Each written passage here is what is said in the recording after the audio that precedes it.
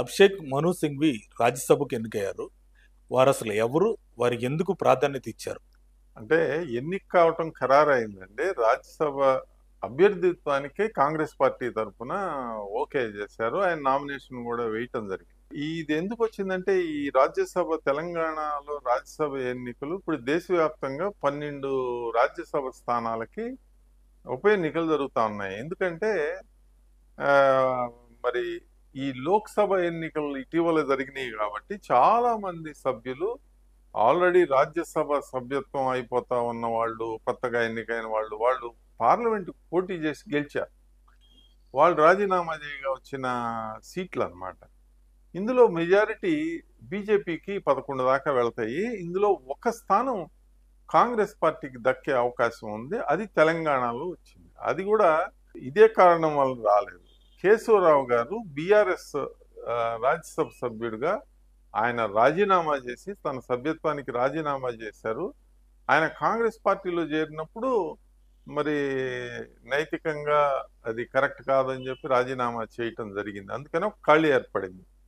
ఖాళీ ఏర్పడితే ఇప్పుడు మరి ఎన్నిక జరిగితే, బై ఎలక్షన్ జరిగితే కాంగ్రెస్ పార్టీకి గణనీయమైన సంఖ్యలో మెజారిటీ ఉంది కాబట్టి ఇది కాంగ్రెస్ ఖాతాలోకి ఆటోమేటిక్గా వెళ్ళిపోతుంది, ఏకగ్రీవం అయిపోతుంది. ఇక ఈ అభిషేక్ మను సింఘ్ని ఎందుకని తీసుకున్నారు అని అంటే ఈయన చరిత్ర, ఫ్యామిలీ చరిత్ర చాలా పెద్దదండి.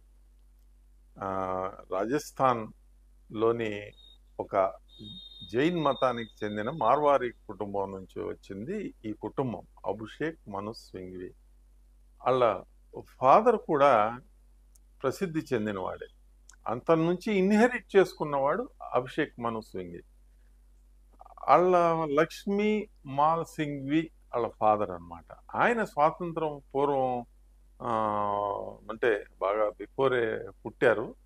అయితే ఆయన న్యాయవాద అలహాబాద్ లో ఆయన విద్యాభ్యాసం చేశారు. గోల్డ్ మెడలిస్ట్ ఆయన ఫాదర్, అభిషేక్ సింఘ్వి వాళ్ళ ఫాదర్. ఈ అభిషేక్ సింఘ్వికి న్యాయవాద వృత్తిలో 40 ఏళ్ల సుదీర్ఘమైన అనుభవం ఉంది. వాళ్ళ ఫాదర్ అయిన తర్వాత ఇంగ్లాండ్లో హార్వర్డ్ యూనివర్సిటీలో ఆయన చదువుకోవటం జరిగింది, ఉన్నత చదువులు చదువుకోవటం జరిగింది. వచ్చిన తర్వాత ఇక్కడ రాజస్థాన్ మరి ప్రభుత్వానికి లాయర్, అటార్నీ జనరల్గా కూడా పనిచేశారు. బ్రిటిష్ హై కమిషనర్గా ఎక్కువ కాలం, సుదీర్ఘకాలం, కృష్ణమేనన్ తర్వాత సుదీర్ఘకాలం పనిచేసిన వ్యక్తి ఈ వీళ్ళ అభిషేక్ మను సింఘ్వి వాళ్ళ ఫాదరే. అయితే ఆయన జైన మత ప్రచారం మీద కానీ, న్యాయవాద వృత్తిలో కానీ విపరీతమైన ఆర్టికల్స్ రచయిత. ఆయన ఒక రచయిత. జైన మతం యొక్క అభివృద్ధి గురించి ఆయన అనేకమైన రచనలు కూడా చేయటం జరిగింది. ఆయనకి భారత ప్రభుత్వం పద్మభూషణ్ అవార్డు కూడా ఇవ్వటం జరుగుతుంది. ఆయన రాజస్థాన్లో జోధ్పూర్ లోక్సభ నియోజకవర్గం నుంచి 1962లో ఆయన ఎన్నికల్లో ఇండిపెండెంట్ అభ్యర్థిగా స్వల్ప ఓట్ల తేడాతో ఆయన గెలవటం జరుగుతుంది, ఇండిపెండెంట్ అభ్యర్థిగా. అయితే తదనంతర కాలంలో ఆయన అనేక సార్లు పార్లమెంట్లో ఈ సహజంగా ఈయన న్యాయవాది కాబట్టి అనేకమైన న్యాయ సంస్కరణలు తీసుకురావటానికి కూడా ఆయనకి అవకాశం జరిగింది. తర్వాత పివి నరసింహారావు గారి ప్రభుత్వంలో కూడా ఆయన్ని హై కమిషనర్గా కూడా వేయటం జరిగింది. అయితే ఆయన్ని రాజ్యసభకు కూడా పంపించారు. ఎవరు పంపించారు? భారతీయ జనతా పార్టీ. ఆయన తదనంతర కాలంలో భారతీయ జనతా పార్టీలో చేరతారు. చేరిన తర్వాత రాజస్థాన్ నుంచి రాజ్యసభకు కూడా ఎంపీగా పనిచేశారు. ఆయన చనిపోయారు. అయితే వాళ్ళ కుమారుడు అభిషేక్ మను సింఘ్వి, ఈయన కూడా చాలా, అంటే హార్వర్డ్లో చదువుకున్నారు, కేంబ్రిడ్జ్లో చదివారు, మరి యుఎస్లో కూడా మంచి లా యూనివర్సిటీలో ఆయన డాక్టరేట్ కూడా చేయటం జరిగింది. ఈయన 2001 నుంచి ఇప్పటి వరకు కాంగ్రెస్ పార్టీకి స్పోక్స్ పర్సన్, అఫీషియల్ స్పోక్స్ పర్సన్గా సుదీర్ఘకాలం పనిచేసిన వ్యక్తి. అభిషేక్ మను సింఘ్వి. ఈయన కాలంలో కాంగ్రెస్ పార్టీ దాదాపు 10 సంవత్సరాల పాటు అధికారంలో ఉంది. 2004 నుంచి 14 వరకు కాంగ్రెస్ పార్టీనే అధికారంలో ఉంది. ఈయన కూడా సుదీర్ఘకాలం పార్లమెంటేరియన్గా పనిచేయటం జరిగింది. ఈయన 2006 నుంచి 2018 వరకు, అంటే 12 సంవత్సరాల కాలం రాజస్థాన్ కోటాలో ఈయన పార్లమెంట్ రాజ్యసభ సభ్యుడిగా పనిచేస్తారు. తర్వాత వెస్ట్ బెంగాల్ నుంచి మొన్న 24 వరకు, ఏప్రిల్ వరకు కూడా ఆయన రాజ్యసభ సభ్యుడిగా, ఆయన దాదాపు ఆయన రాజ్యసభ సభ్యుడిగా 3 టర్ములు కంప్లీట్ చేసుకోవాలి.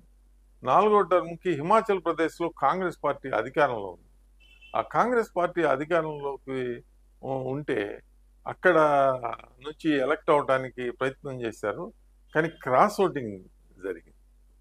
క్రాస్ ఓటింగ్ జరిగి బీజేపీ అభ్యర్థి అభిషేక్ మను సింఘ్వి మీద గెలవటం జరిగింది. అయితే ఈయన ఎంత ఇంపార్టెంట్ అంటే రాజీవ్ గాంధీకి ఈయన ప్రధానమైన లాయర్, సుప్రీంకోర్టు సీనియర్ మోస్ట్ కౌన్సిల్స్లో అభిషేక్ మను సింఘ్వి కూడా ఒకళ్ళు.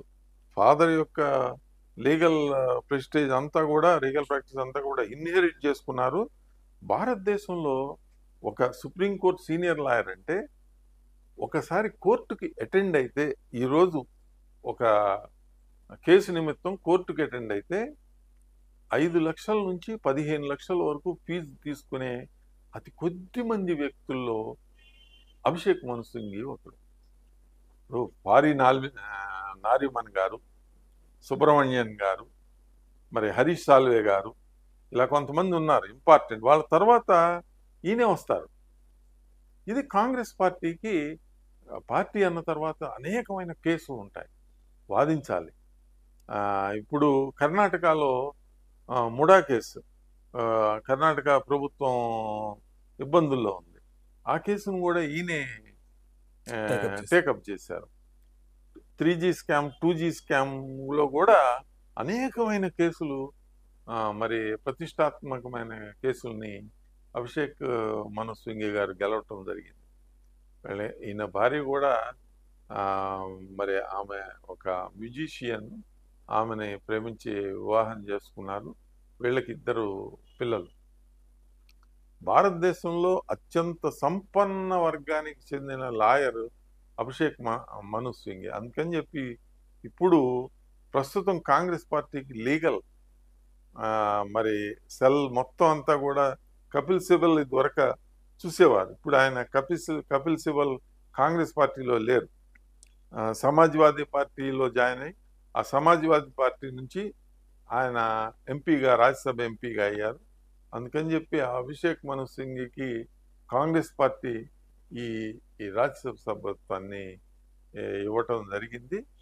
ఆయన చాలా అంటే ఇప్పుడు ఒక కేసు టేకప్ చేస్తే మామూలు లాయర్స్కి అయితే అసలు హీరింగ్ కూడా రావండి. వీళ్ళు సీనియర్ కౌన్సిల్స్ చేస్తే అది తప్పకుండా ఆ కేసుని ధర్మాసనం, ఏ ధర్మాసనం అయినా కానీ, ఏ హైకోర్టు, జనరల్గా హైకోర్టుకు కూడా వచ్చి వాదనలు జరపరు, కానీ వీళ్ళు హైకోర్టుకు కూడా అవసరమైతే కేసు యొక్క ఇంపార్టెన్సీని బట్టి హైకోర్టుకు కూడా వచ్చి తమ వాదనల్ని వినిపిస్తారు. ఆ వినిపించినప్పుడు మిగిలిన వాళ్ళ మీద వీళ్ళకి సీనియర్ కౌన్సిల్స్, భారతదేశంలోనే అత్యున్నత న్యాయస్థానాల్లో పనిచేసిన వాళ్ళు కాబట్టి వాళ్ళకి మంచి పలుకుబడి అది ఉంటుంది.